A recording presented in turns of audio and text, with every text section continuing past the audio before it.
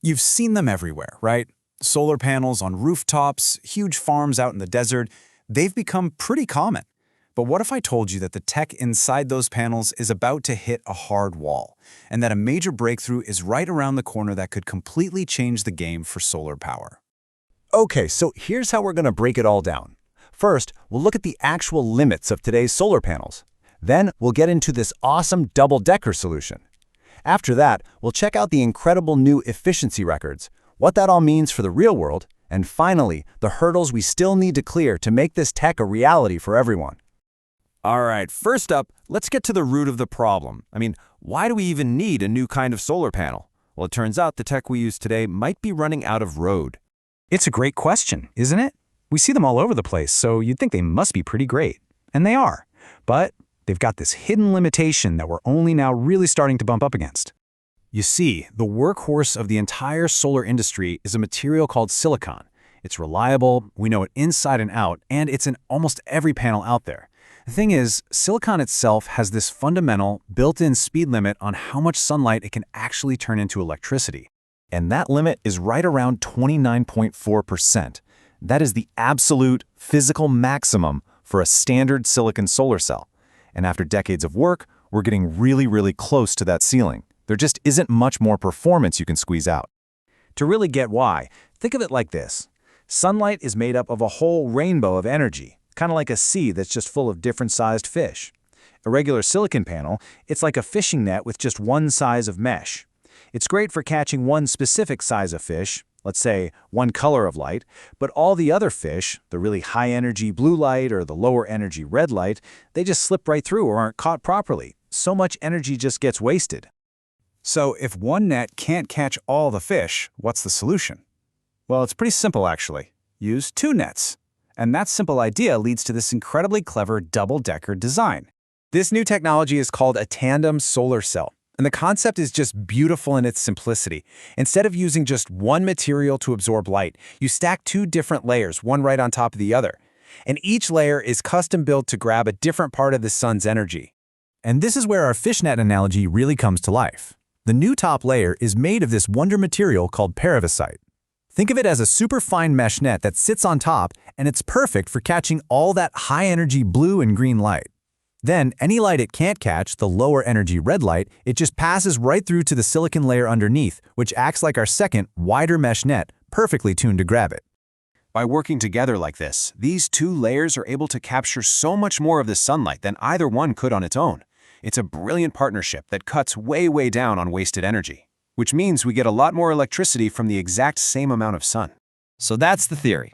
But what about in the real world? Well, the results? They aren't just good, they are absolutely record-smashing. So first, let's just look at the new kid on the block, Perovskite. When scientists first made a solar cell with it back in 2009, its efficiency was a tiny 3.8%. Fast forward to today, and it's already over 26%. It's now competing with the best silicon cells that took like half a century to get that good. The speed of improvement here is just staggering. This rapid progress got scientists thinking. What kind of power could you possibly unleash if you teamed up this incredible newcomer with the old, reliable veteran, silicon? You get this, 34.85%. That is the current certified world record for one of these Perovskite silicon tandem cells. That's a number that doesn't just inch past silicon's theoretical limit, it completely blows it out of the water. And just to put that in perspective, let's see how it stacks up against today's top-of-the-line silicon. Standard silicon, which is in about 80% of the panels out there, maxes out around 24.5%. Even the fancy high-end stuff hits a ceiling at 27%. The tandem cell is it's playing a whole different ballgame. Breaking records in a lab is cool and all, but what does this actually mean for you and me? Let's talk about the real-world payoff, because this is where it gets really exciting. This quote right here just nails it. Higher efficiency isn't just a number. It gives us two huge real-world benefits. First, it can make solar energy even cheaper. And second, it means you need less space, less land, a smaller roof to get the same amount of power. This makes it a total game changer for any situation where space is tight. Think about your rooftop. You could generate way more power for your home, maybe even enough to charge your car. Or what about building these cells right into the body of an electric vehicle to give it more range? And for things like satellites or even portable camping gear, where every single ounce and square inch matters, this is absolutely revolutionary. Ultimately, it all comes down to making solar cheaper. If you get more power out of every single panel, you bring down cost across the board, from making them to shipping them to installing them. The end goal here is to make solar power, without a doubt, the most affordable energy option out there for everyone. Now, I know this all sounds incredible. So the big question is, why isn't this tech on every roof today? Well, like with any massive breakthrough, there are still a couple of hurdles to clear on that last stretch to reality. So the promise is crystal clear. Record-breaking efficiency, more power, lower costs.